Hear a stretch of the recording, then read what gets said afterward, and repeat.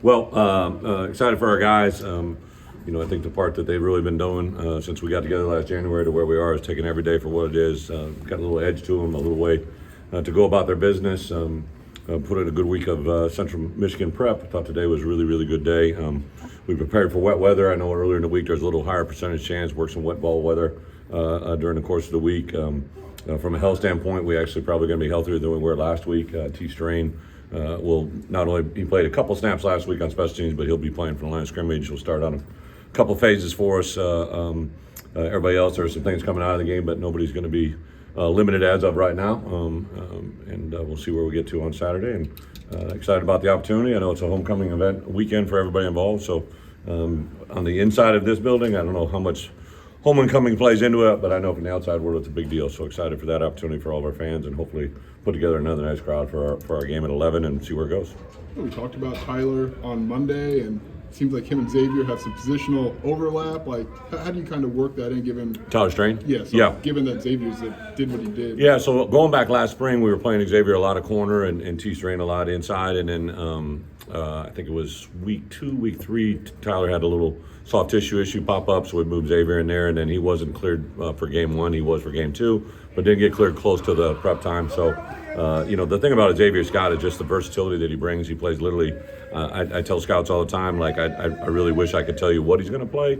I think the great thing is in the NFL, there's a thing called position flex, when you can play multiple positions, and Xavier fits into that. And really, all those guys in the back end, Miles Scott can play field, he can play boundary, he can also play some from nickel and slot. Matt Bailey can play some boundary, play some free, he can also play in the box backer. So those 3 guys in particular are very versatile in our defense. Central Michigan's a team that likes to throw it downfield. What kind of challenges that present you? Well, they're very talented on the perimeter. I think their wide receivers are probably one of their stronger units overall. Do a good job. I really have a lot of respect for their center. I think their O-line is a pretty good O-line. Their center especially is a good player. Quarterback, obviously, really their whole team kind of between the first game and the second game, kind of a tale of 2 different scenarios. But yeah, they can throw the ball. They, Coach McElwain and I've known for a long, long time, and obviously the prowess that he has offensively, they want to get the ball vertically down the field, and both in run, play, action, RPO game. Coach says shorter week next week. Does that kind of change what you do this weekend after the game? No, next week stays next week. We play for 11 o'clock kickoff on Saturday. As coaches, we do things, I should say as head coaches, but my staff, my players, they don't know anything. They're just focused on Saturday. That really doesn't change. Aaron on Monday kind of went down the list of all the assistants and GAs and analysts, I guess if you still call them analysts. Like, what do you look for when you're looking to bring in some of those guys? Great question, but I really say I don't cookie cut anything, right? Like, I've never been a guy that tried to put guys in boxes or, players and coaches. I just kind of take each coach for what it is. Obviously, I've known Aaron for a long time, right? So I knew about him. Next guy in command would be, Terrence Jamison. I've known him forever. Archie, Clint, and Corey.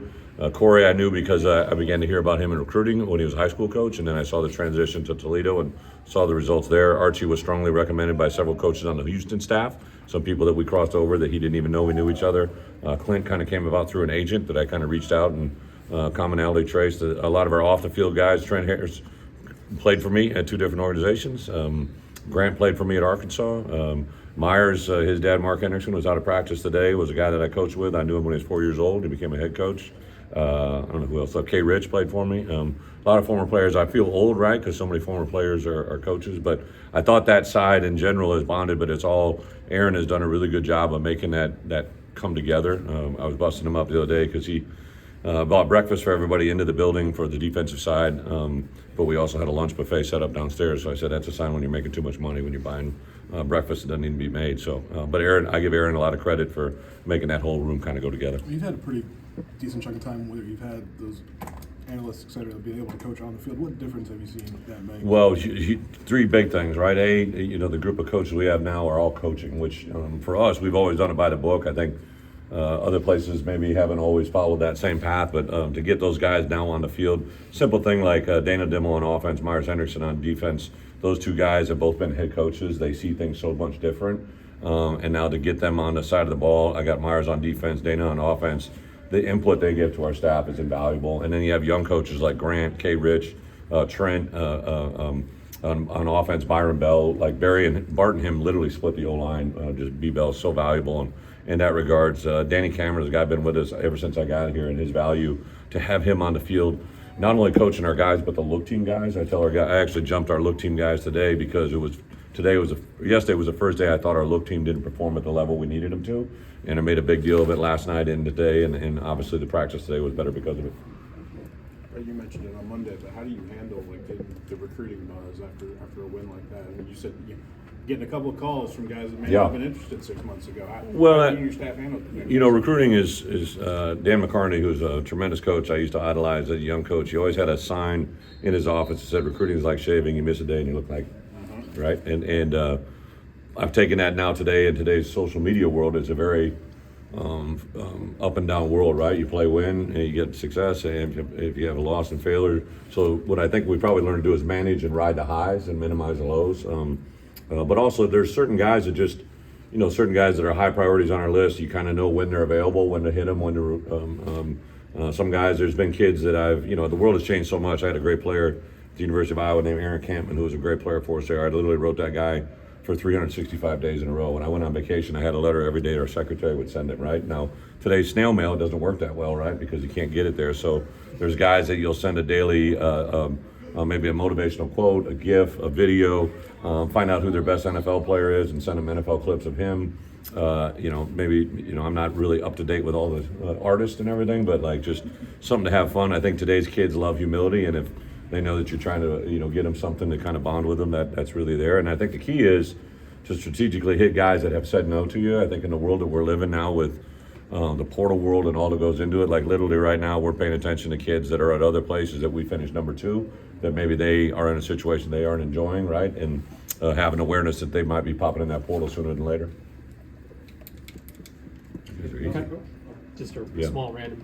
Are you part of the competition committee now?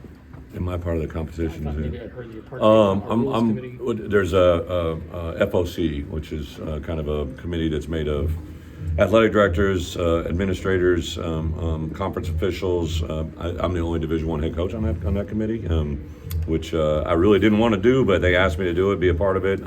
There's a lot of experiences I brought, and I'm on that committee, which has, Josh is on an AD committee that is one of the most powerful, the Administrative Council, Division I Council, and I'm on that one, so it's kind of nice to have he and I be able to kind of share thoughts on things. Anything you're keeping an eye on? I know the NFL has new kickoff rules. Is that something? It's not the rules committee, so the rules committee can make things that go on to us, but this is more big picture things, everything from A to Z, and it's not my thoughts, it's our I'm an AFCA representative, so coaches across the country, so we have an FCA board, AFCA board, which is coaches from all over the country, Division I, Division II, Division III, and then they have an input, and then I carry that vote forward, so it's one that I don't take lightly, and it has a big impact, I think, on college football. Thanks for clarity. Can I get one more? Yeah. Why has Aaron been effective in molding so many new faces and voices together in that defense? You talking about players or coaches? Coaches. You talked about how he's done a good job. Well, I think we commonly say pay it forward, right? So when Aaron was a young coach for me,